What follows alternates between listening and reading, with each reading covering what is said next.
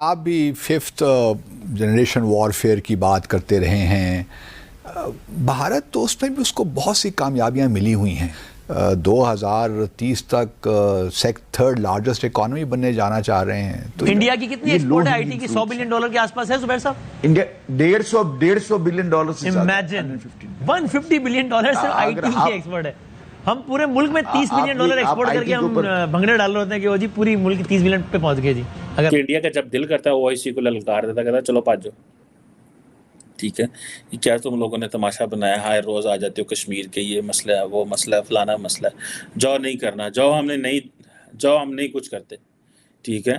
तो हिंदू बनिया $1 भी बगैर किसी वजह के खर्च नहीं करता है। भारत ने पिछले 2 सालों में $100 अरब का कन्वेंशनल असलहा खरीदा है और पिछले 1.5 साल से जितनी मिलिट्री एक्सरसाइजेज और ट्रेनिंग ये अपनी आर्मी को करवा रहे हैं, स्पेशली रिवर इंडस क्रॉस करने की, इन्वेजन्स की, पैराड्रॉप की, बिहाइंड एनिमी लाइंस ड्रॉप करने की, एयरबॉर्न डिविजन्स की। इस वक्त मुझे जो लगता है पाकिस्तान इस वक्त जरा भी मूड में नहीं है कि भारत के साथ किसी किस्म का क्लैश हो, इसलिए कि अफगानिस्तान बॉर्डर जो है वहां से काफी प्रॉब्लम पहले ही फेस कर रहे हैं और आज भी आर्मी चीफ जो है उन्होंने कहा है कि हम जी टेररिज्म के खिलाफ लड़ते रहेंगे और इसको खत्म करके दम लेंगे। और इसके ईरान डू नॉट कंसिडर के जी हमने इंडिया के साथ गैंग अप करके पाकिस्तान को मारना, लेकिन Iran do consider that India is a serious player. नमस्कार दोस्तों, स्वागत है आप लोग का INL न्यूज़ के एक और नए वीडियो में। दोस्तों, एक तरफ जहां चंद्रयान 3 की कामयाबी पूरी दुनिया में गूंज रही है, वो जी दूसरी तरफ भारत की फॉरेन पॉलिसी को लेकर भी पूरी दुनिया में काफ़ी ज़्यादा डिबेट हो रही है। दोस्तों, समय समय पर भारत की फॉरेन पॉलिसी ने पूरी दुनिया में लोहा मनवाया है और जिस प्रकार से हमारे जो फॉरेन मिनिस्टर A जयशंकर है उनकी पूरी दुनिया इज्जत करती है, उससे साफ पता चलता है कि जो हमारी फॉरेन पॉलिसी है वो पूरी दुनिया में बहुत ही कामयाब रही है। दोस्तों, आपको पता होगा कभी जो ब्रिक्स के सम्मेलन है वो अभी दक्षिण अफ्रीका में चल रहा था, उसके बाद से नरेंद्र मोदी जी जो हैं वो अब इंडिया आ चुके हैं। दोस्तों, आपको ये भी पता होगा कि जब से नरेंद्र मोदी जी की गवर्नमेंट आई है तब से जो हमारी आर्मी है, जो हमारी फोर्सेस हैं, उनके ऊपर काफ़ी ज़्यादा रुपए खर्च किए गए हैं ताकि जो उनकी सहूलियत है उसको बनाया जाए। दोस्तों, आपको पता होगा कि जो जितने भी बॉर्डर एरिया हैं वहाँ पे जो रूट्स हैं उनको भी काफ़ी अच्छा किया गया है ताकि आने वाले दिनों में जो कुछ पहले जैसे कमियां होती थी उसको कम किया जाए। और दोस्तों, इसी को देखकर पाकिस्तान में इसके ऊपर काफ़ी ज़्यादा डिबेट हो रहा है। दोस्तों, पाकिस्तान में जो जैद हमीद है जी, यानी कि जो लाल टोपी है, उसका ये कहना है कि भारत सिर्फ और सिर्फ पूरी दुनिया से चाइना के खिलाफ जो हथियार है वो यूज करने के नाम पे ले रहा है, लेकिन अब जब यूज करने की बात आएगी तब वो पाकिस्तान के खिलाफ यूज करेगा। तो पाकिस्तानी मीडिया में काफ़ी इसके ऊपर डर भी है कि भारत आने वाले दिनों में क्या कर सकता है। तो चलिए वीडियो में चलते हैं और देखते हैं कि जो लाल टोपी है, जो जैद हमीद है, उसका इंडिया पाकिस्तान की जो लड़ाई होने वाली है उसके ऊपर उसका क्या रिएक्शन है। अच्छा जैद साहब, देखिए आप भी फिफ्थ जनरेशन वॉरफेयर की बात करते रहे हैं। भारत तो उसमें भी उसको बहुत सी कामयाबियां मिली हुई हैं। वो क्यों चाहेगा कि अपनी जो इकोनॉमिक डेवलपमेंट है उसको ख़तरे में डाले, पाकिस्तान के साथ एक और ऐसी वॉर शुरू हो जाए जो एस्केलेट भी हो सकती है और वो न्यूक्लियर डायमेंशन भी उसकी इन्वोक हो सकती है। तो भारत का क्या इंटरेस्ट होगा कि वो तो देखे ना 2030 तक थर्ड लार्जेस्ट इकोनॉमी बनने जाना चाह रहे हैं। तो ये थोड़ा सा एक मुझे पैराडॉक्सिकल सी सिचुएशन नज़र आती है इसमें। देखिए अब्दुल बासित भाई, हिंदू बनिया $1 भी बगैर किसी वजह के खर्च नहीं करता है। हमारे यहाँ पाकिस्तान में एक माइंडसेट है कि दोनों न्यूक्लियर पावर्स हैं, लिहाजा अब कोई एटमी जंग दोनों मुल्कों के दरमियान कोई अफोर्ड ही नहीं कर सकता। यही बात आपने कही कि उनकी इकॉनमी तबाह हो जाएगी। और मगर बात यह है कि भारत ने पिछले 2 सालों में $100 अरब का कन्वेंशनल असलहा खरीदा है। $100 बिलियन ऑफ कन्वेंशनल वेपन्स उन्होंने S-400 सिस्टम। लेकिन उसकी वजह से हमारा न्यूक्लियर थ्रेशोल्ड नीचे आ गया है ना। न्यूक्लियर थ्रेशोल्ड, उनको मालूम है कि हमारा न्यूक्लियर थ्रेशोल्ड क्या है और द डॉक्ट्रिन जो वो बिल्ड कर रहे हैं वो इसीलिए है कि हम अपने न्यूक्लियर वेपन्स तक जा ही ना सकें, क्योंकि हमारे पास उनकी इस कन्वेंशनल फोर्स को रिस्पॉन्ड करने के लिए कंपैटिबल फोर्स है ही नहीं। जो कोल्ड स्टार्ट डॉक्ट्रिन है, उनकी कोल्ड स्टार्ट को अब उन्होंने डेवलप करके पहले इन्होंने इंटीग्रेटेड बैटल ग्रुप्स बनाए। इंटीग्रेटेड बैटल ग्रुप्स के बाद अब वो थिएटर कमांड पर आ गए। थिएटर कमांड का मतलब है कि एक आर्मी जिसमें आर्मी, नेवी और एयरफोर्स तीनों शामिल होंगी अंडर वन कमांड, और ये इन्होंने सारी की सारी पाकिस्तान के सामने लाकर लगाई हैं।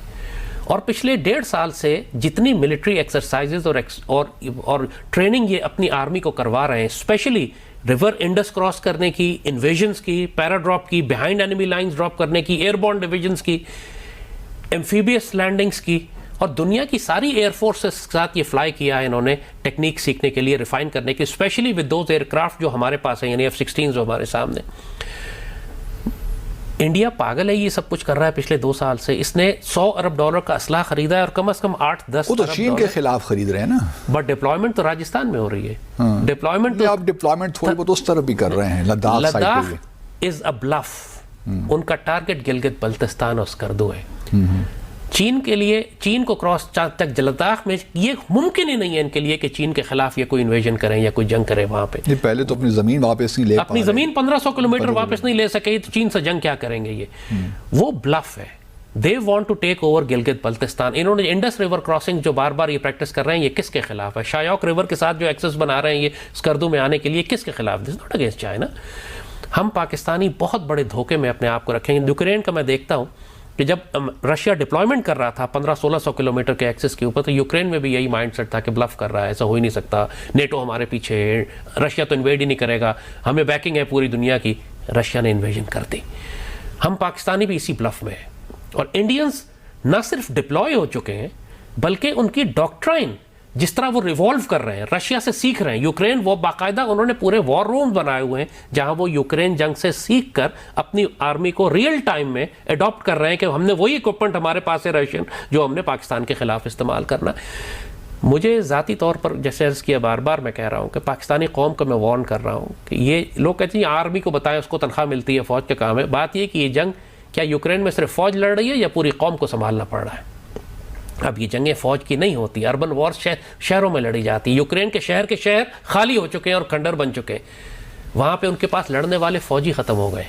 अल्लाह के फजल से हमारे पास आबादी है 25 करोड़ की। हम दोस्तों, जैसे कि आपने इस वीडियो में देखा कि जो जैद हमीद है वो पूरी तरीके से कहीं ना कहीं जो भारत के आर्मी के ऊपर जितने पैसे खर्च किए जा रहे हैं उससे वो काफ़ी ज़्यादा डरा हुआ है। दोस्तों, जैद हमीद को आपने ये हमेशा कहते हुए सुना होगा कि भारत हम पे अटैक ज़रूर करेगा। जो पाकिस्तानी ये बात कहते हैं कि भारत जो है वो थर्ड मतलब इकनॉमी में जाने वाला है या फिर भारत जो है वो हमसे लड़ाई नहीं करेगा, तो ये बिल्कुल गलत बात है। जैद हमीद का शुरू से ये मानना रहा है और कहीं ना कहीं पाकिस्तान की आर्मी और पाकिस्तान के लोगों को ये बताने की पूरी तरीके से कोशिश करता है कि भारत जो है वो आने वाले दिनों में अटैक करेगा। दोस्तों, वैसे भी जैद हमीद का डर इसलिए भी बढ़ गया है क्योंकि आपको पता होगा कि हमारे जो रक्षा मंत्री हैं उनकी तरफ से बयान आना, मतलब हमारे जो बड़े बड़े जितने भी राजनेता हैं, नेता हैं, उनकी तरफ से इस प्रकार का बयान आना कि हम जो है वो कश्मीर POK जो है पाक ऑक्युपाइड कश्मीर जो है वो लेके रहेंगे।